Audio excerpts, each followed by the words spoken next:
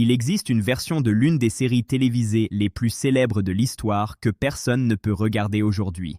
Pas parce qu'elle est interdite, pas parce qu'elle est classifiée, mais parce qu'elle a tout simplement été effacée. Une version sombre, dérangeante, radicalement différente de ce que le monde entier a fini par connaître et adorer. Une version que les producteurs eux-mêmes ont progressivement enterrée sous des couches de glamour, de mode et d'aventures colorées. Ce que vous allez découvrir dans cette vidéo, c'est l'histoire secrète de la série Chapeau melon et bottes de cuir, et du personnage original que personne ne reconnaîtrait aujourd'hui. Abonnez-vous dès maintenant à Les Célébrités du Monde. Votre soutien nous permet de continuer à déterrer ces histoires que l'industrie du divertissement préfère voir rester dans l'ombre.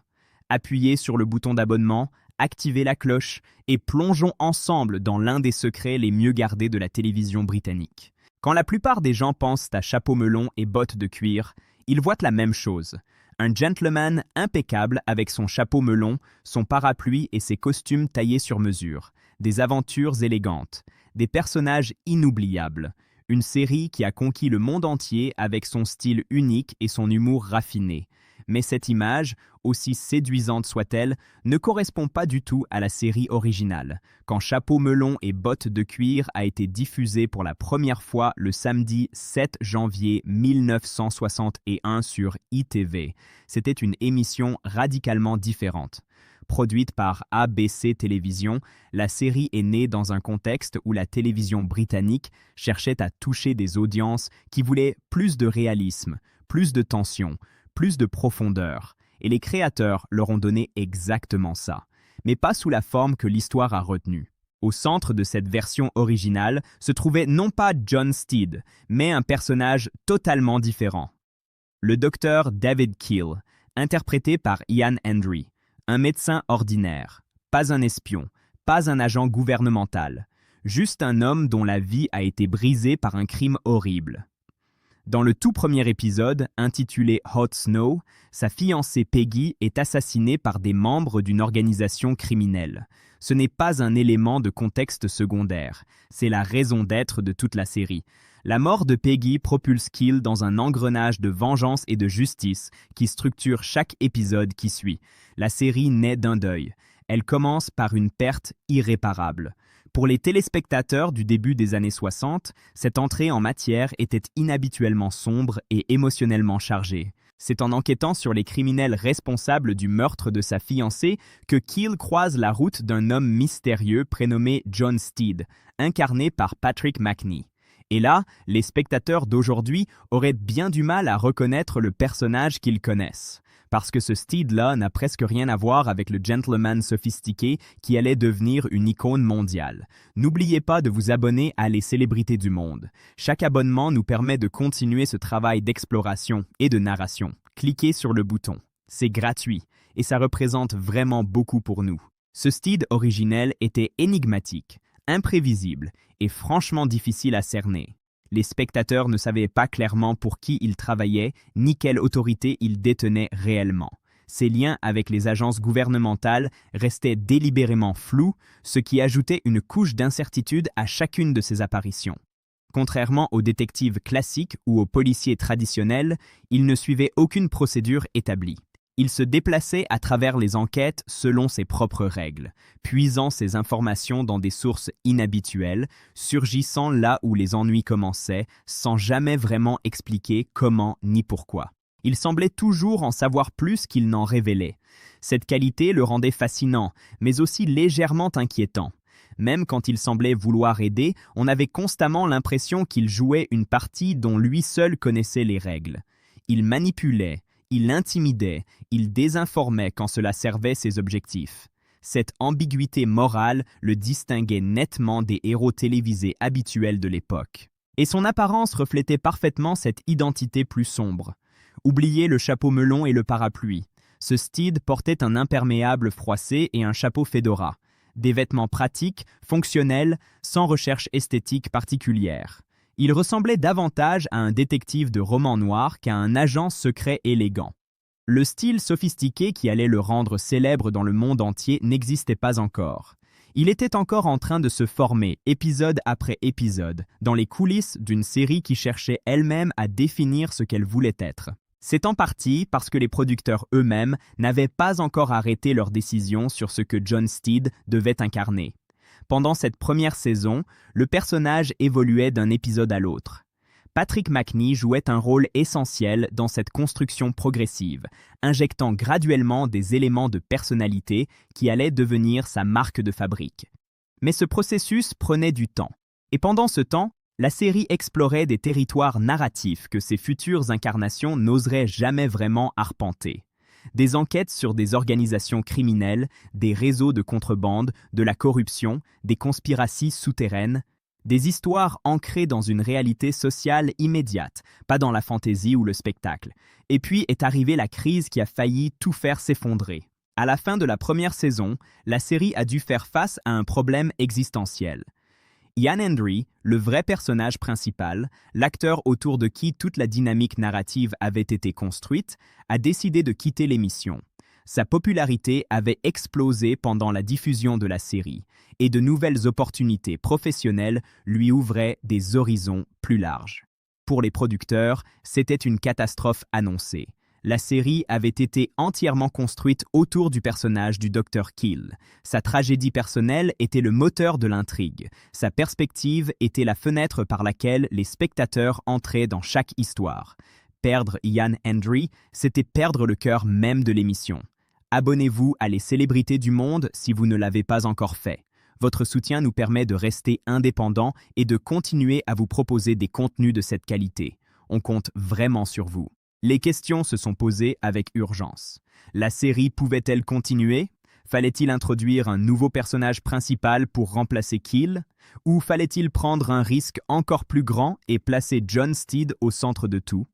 Cette troisième option n'avait rien d'évident. Steed était encore un personnage en construction, mystérieux et intrigant certes, mais pas encore le personnage forgé et reconnaissable qu'il allait devenir. Miser sur lui, c'était parier sur un potentiel encore largement inexploré. Les producteurs ont fait le pari. Ils ont décidé d'élever Steed au rang de personnage principal et de repartir dans une nouvelle direction. Cette décision a changé le cours de toute l'histoire de la série. En recentrant l'émission sur Steed, les créateurs ont ouvert un espace narratif bien plus vaste. La série n'était plus limitée à la quête de justice personnelle d'un médecin endeuillé. Elle pouvait explorer une gamme beaucoup plus large d'histoires, impliquant le renseignement, la sécurité nationale et des intrigues d'envergure internationale. Et c'est à ce moment précis qu'est arrivée la personne qui allait tout changer. En septembre 1962, la série a introduit un personnage qui n'avait aucun équivalent dans le paysage télévisuel britannique de l'époque. Son nom était Katy Gale, et elle était incarnée par Honor Blackman. Dès son apparition, il était évident que ce personnage allait bousculer toutes les conventions établies. À une époque où les personnages féminins à la télévision suivaient des schémas très prévisibles, secrétaire, intérêt romantique, épouse de soutien, Katy Gale débarquait dans un territoire entièrement différent. Elle était anthropologue de formation. Elle était intelligente, confiante, indépendante et parfaitement capable de se défendre dans des situations dangereuses. Elle ne venait pas en appui d'un personnage masculin. Elle arrivait en égal. Elle analysait les situations, identifiait les indices, souvent avant tout le monde, et conduisait activement les enquêtes plutôt que d'en attendre les conclusions depuis la périphérie de l'action. Mais ce qui a vraiment stupéfait les téléspectateurs, c'est sa façon de gérer le danger physique. Katy Gale pratiquait le judo, et dans de nombreux épisodes, elle se battait, elle s'échappait de situations critiques, elle prenait les décisions qui s'imposaient quand les circonstances l'exigeaient.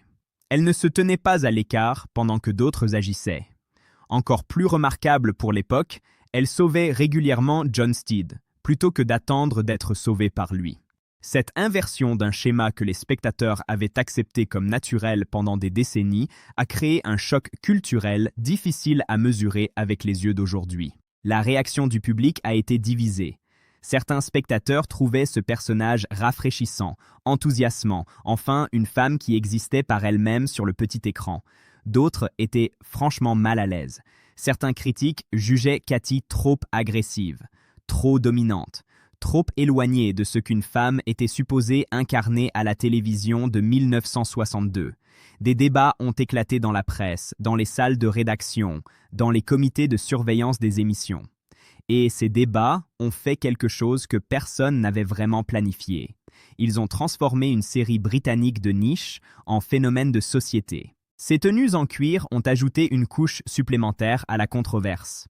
Ces costumes sont devenus indissociables du personnage, renforçant visuellement son image de force et d'indépendance.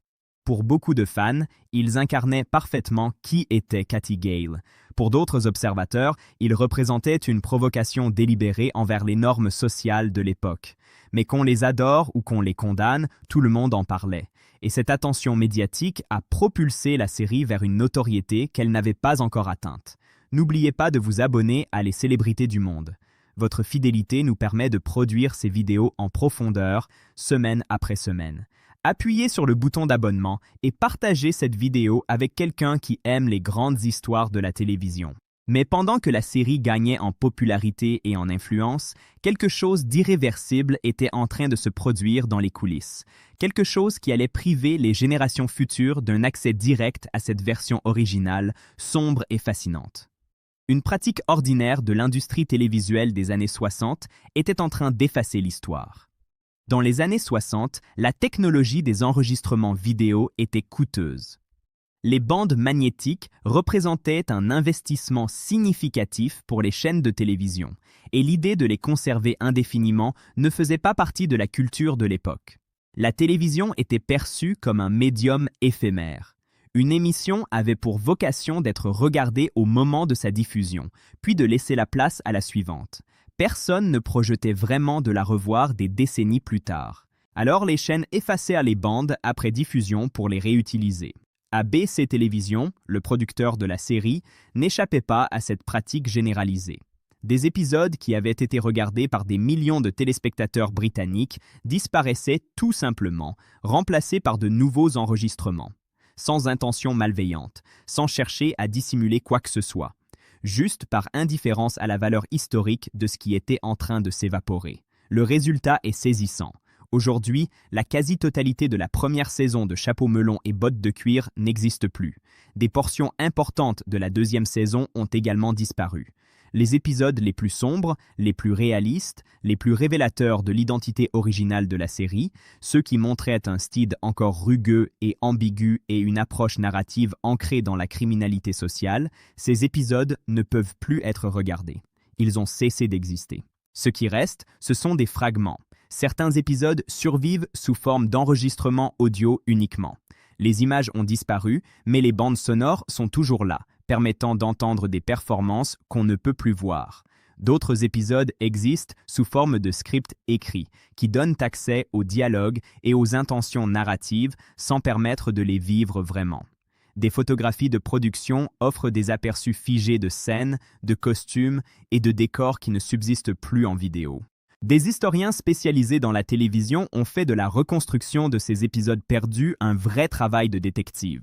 Ils compilent des souvenirs d'acteurs interviewés des années plus tard, des documents de production, des archives de presse, des grilles de programmes de l'époque, des relevés de tournage. Chaque fragment d'information contribue à reconstituer une image incomplète mais précieuse de ce que les spectateurs britanniques avaient regardé en 1961 et 1962. Cette perte crée une ironie particulièrement amère. Précisément au moment où la série commençait à trouver son identité et à construire les fondations de son succès futur, une grande partie de cette période était effacée. La version la plus sombre, la plus originale, la plus surprenante de Chapeau melon et bottes de cuir est aussi devenue la moins accessible.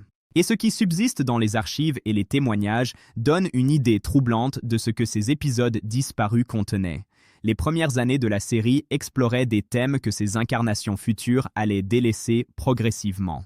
Des réseaux criminels organisés qui opéraient dans l'ombre, des opérations de contrebande complexes, de la corruption politique, des conspirations impliquant des personnages apparemment respectables, des enquêtes sur des groupes criminels pratiquant la violence avec méthode et en toute discrétion.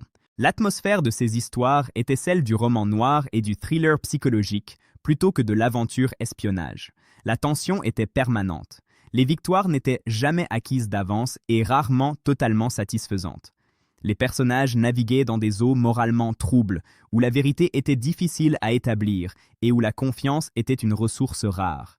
Pour des téléspectateurs habitués à des schémas plus rassurants, cette plongée dans l'incertitude et la complexité humaine représentait une expérience télévisuelle inhabituelle. Abonnez-vous à Les Célébrités du Monde. Nous avons encore beaucoup d'histoires fascinantes à vous raconter sur les grandes séries et les grandes personnalités qui ont façonné notre culture. Votre abonnement nous permet de les produire. Merci d'être là. Mais alors que cette version sombre et réaliste de la série construisait sa singularité, une autre transformation s'amorçait, et elle allait tout recouvrir. En septembre 1965, un personnage est arrivé qui a redéfini non seulement la série, mais une certaine idée de ce que la télévision pouvait être. Emma Peel, incarnée par Diana Rigg. Son apparition a marqué le début d'une nouvelle ère qui allait s'imposer comme l'image définitive de la série pour des générations entières de spectateurs. En parallèle, des changements techniques importants transformaient l'aspect visuel de la production. La série est passée de l'enregistrement vidéo au tournage sur pellicule, donnant aux épisodes une qualité visuelle bien plus soignée. Les budgets ont augmenté. La diffusion s'est étendue à l'international, atteignant notamment les États-Unis de façon significative. En 1967, les épisodes en couleur ont fait leur apparition, rendant la série encore plus visuellement frappante. L'esthétique de la série a basculé. La mode est devenue un élément central de l'identité du programme. Le glamour a pris une place considérable dans la façon dont les personnages et les histoires étaient présentés. L'humour surréaliste a commencé à coloniser des récits qui avaient jusque-là été marqués par une tension plus sérieuse. Les vilains sont devenus plus excentriques. Les intrigues ont intégré des éléments de science-fiction et d'aventure imaginative qui n'auraient pas eu leur place dans les premières saisons. Les influences de l'art pop ont coloré la mise en scène, créant un univers visuel immédiatement reconnaissable. Cette transformation était en partie dictée par les marchés internationaux, et notamment par les exigences des diffuseurs américains. Les standards télévisuels outre-Atlantique différaient significativement de ceux qui prévalaient en Grande-Bretagne. Les costumes étaient scrutés, les dialogues étaient examinés. Les sous-entendus adultes faisaient l'objet d'une attention particulière. Les scènes de violence étaient évaluées avec soin. Ce que les spectateurs britanniques acceptaient sans difficulté pouvait susciter des réserves importantes auprès des diffuseurs américains, de leurs annonceurs et des organismes de surveillance du contenu télévisuel. Les producteurs devaient naviguer entre deux cultures télévisuelles aux sensibilités différentes, en cherchant un équilibre qui permettrait à la série de séduire les deux marchés simultanément. Cette contrainte a contribué à pousser la série vers plus de sophistication, plus d'élégance visuelle et moins de réalisme sombre. Le résultat était séduisant, innovant et commercialement très efficace. Mais il enterrait progressivement la version originale sous des couches de glamour et de fantaisie. L'ère Emma Peel a été un succès retentissant. Diana Rigg est rapidement devenue l'une des actrices les plus reconnues de la télévision mondiale. Sa complicité avec Patrick Macnee a généré l'un des duos les plus mémorables de l'histoire du petit écran.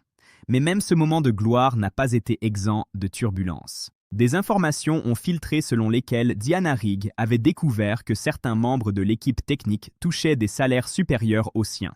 Cette révélation est devenue publique et a nourri une controverse médiatique considérable. Les discussions autour de la rémunération ont créé des tensions entre Rigg, les producteurs et la direction du studio. La presse s'en est emparée avec appétit, transformant ce désaccord contractuel en l'une des affaires en coulisses les plus commentées liées à la série. Des rumeurs de friction entre Diana Rigg et Patrick Macnee ont également circulé, alimentant la fascination du public pour les dynamiques internes de l'équipe. Quelle que soit la réalité de ces tensions, elles ont contribué à enrichir la légende de la série, ajoutant une couche humaine et dramatique à une histoire déjà fascinante. Quand Diana Rigg a finalement quitté la série, la réaction a été immédiate et massive. Des spectateurs déçus se sont manifestés. La presse a largement couvert ce départ. Les producteurs ont introduit un nouveau personnage, Tara King, interprété par Linda Thurston. Mais la comparaison avec Emma Peel a suivi le personnage tout au long de son existence dans la série. Beaucoup de spectateurs estimaient que quelque chose d'essentiel avait changé, une chimie particulière, une énergie spécifique, une alchimie difficile à reproduire. À la fin des années 60, chapeau melon et bottes de cuir ne ressemblaient presque plus à la série qui avait débuté en janvier 1961. Le récit sombre et émotionnel qui avait commencé avec la mort de Peggy et la quête de justice d'un médecin désemparé s'était métamorphosé en une aventure internationale colorée, stylisée, pleine d'imagination et de spectacle. La transformation était totale, et elle était irréversible. La version originale de Chapeau melon et bottes de cuir n'a jamais été délibérément censurée ou intentionnellement dissimulée. Elle a disparu sous l'effet combiné de plusieurs forces agissant simultanément. L'effacement systématique des bandes d'enregistrement, l'évolution des attentes du public, les exigences des marchés internationaux, les pressions exercées par les normes télévisuelles de différents pays, les transformations créatives successives, les départs d'acteurs clés et la réinvention permanente d'une émission qui cherchait constamment à rester pertinente dans un paysage médiatique en mutation rapide. Ensemble, toutes ces forces ont reconfiguré la série et ont laissé derrière elle un héritage télévisuel extraordinaire, mais partiellement inaccessible. La version la plus sombre, la plus réaliste, la plus surprenante est aujourd'hui la moins visible. Et c'est peut-être ce qui la rend la plus fascinante. Il y a quelque chose de profondément humain dans cette histoire. Les œuvres d'art évoluent, les personnages se transforment, les séries changent de visage au gré des contraintes commerciales, des départs inattendus et des modes culturels. Et parfois, la version originale, celle qui contenait la graine de tout ce qui a suivi, finit par être recouverte si complètement qu'on en oublie qu'elle a jamais existé. L'histoire de Chapeau melon et bottes de cuir nous rappelle que derrière chaque icône télévisuelle, il y a une autre histoire, plus brute, plus incertaine, plus proche de la réalité de ceux qui l'ont créée. Et c'est cette histoire-là que les célébrités du monde s'efforcent de retrouver et de vous raconter. Abonnez-vous à Les Célébrités du Monde si vous voulez continuer à explorer ces territoires cachés de la culture populaire. Votre soutien nous permet de produire des vidéos qui vont chercher ce que les autres ne racontent pas. Appuyez sur le bouton d'abonnement. Activez la cloche. Partagez cette vidéo autour de vous. Et retrouvez-nous très bientôt pour un nouveau chapitre de l'histoire des célébrités et des œuvres qui ont marqué notre monde.